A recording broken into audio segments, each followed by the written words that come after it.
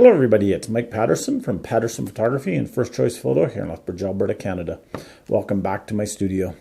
Today I want to talk about another one of the big questions that I get from my students, and that is, how do I know if my lens is focusing properly or if my camera is focusing properly?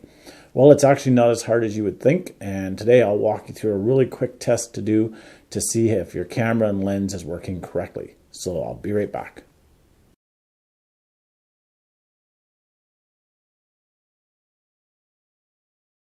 Alright, so today I'm going to walk you through a really quick test to do to see if your camera, your lens, or if your lens or whatever is focusing correctly.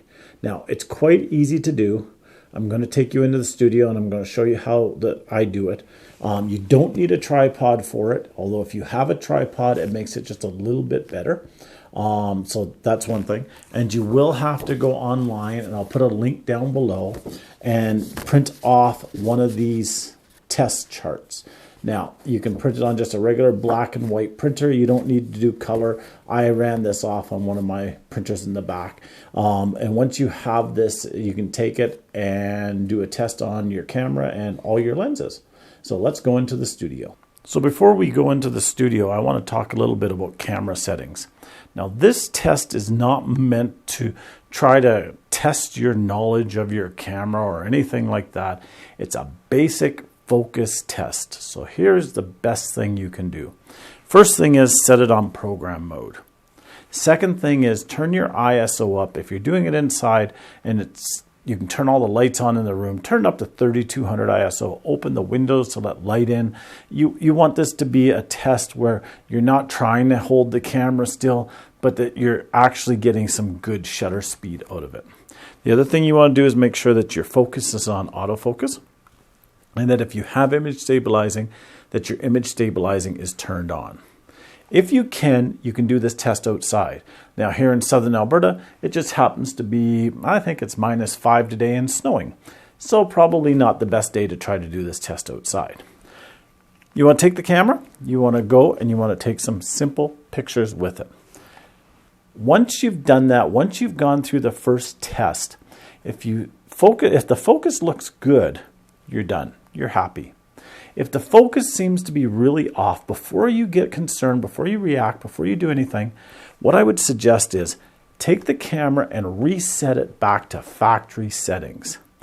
Once you have it reset to factory settings, do the test again. Many times it's how we program the camera itself that's causing us issues. And I've had many clients come in here that had changed something on the camera, and that's what was causing their focus issues. So you want to do the test to take it to the simplest that you can take it, not manual focus, not manual settings for exposure and shutter speed, not anything specific. Keep it to the very basic systems that you can, and that's usually program, and that's usually around 800 or 1600 ISO, a little bit higher inside, a little bit lower outside. All right, so here we are in the studio. It may be a little echoey in here because it is an empty space. Here's our test chart that we have. What you do is you take the test chart and you set it down on the ground. So I actually use the lines on the floor to make sure that it is square. And having this with the squares on it works really well. I then step back approximately 6 feet. It depends on the lens that you're using, how far you want to step back. And what you want to do is you want to take a picture of the test chart on an angle with the camera and the lens that you're testing. So here I'm using my 18 to 135. So I'm going to focus on the test dot in the middle of the sample. So I have taken on the 18. I've now taken on the 135. I then step up closer, approximately 2 feet away, and I do the same thing.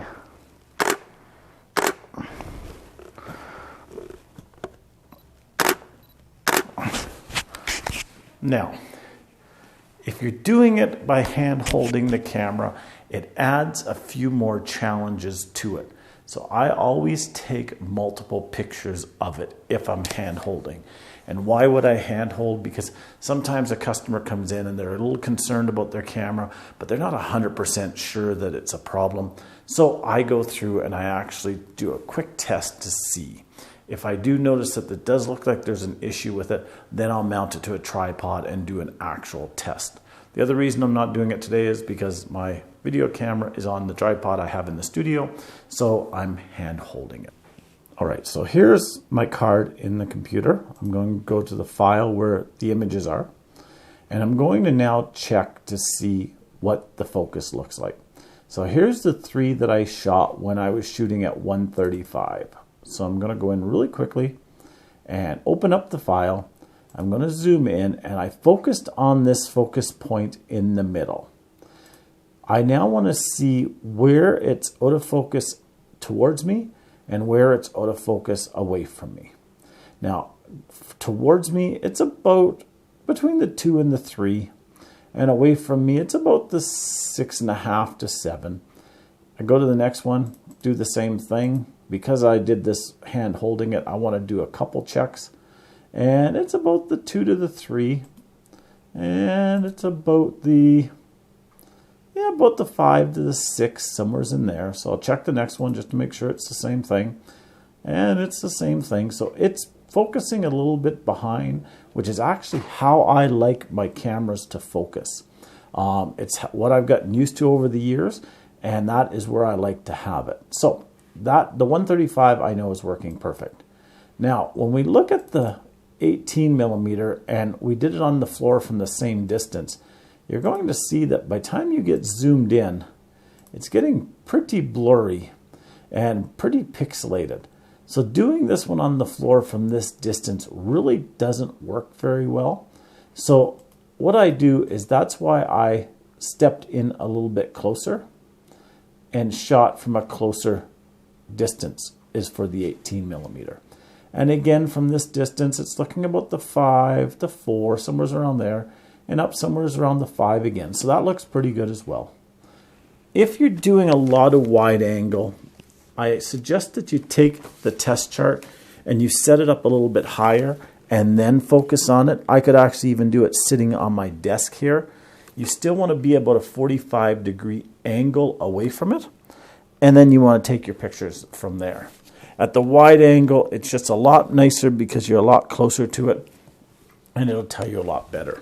I focus all my lenses like this, or I test all my lenses like this. Even my 600, I do that on the floor. Need a little bit more distance away from it, but it will tell you how your lenses are focused. If everything is blurry, you know you have a big problem. If you see that it's focused behind and not in front or not at the focus point, you also have something to worry about. If it's 50-50, that's where most lenses should fall in. So next time you want to know if your lens is in focus or if it's the photographer that's out of focus, just do this quick test and it'll tell you all about it. Until next time, well, I'll talk to you soon. Bye-bye now. Thank you for watching my video.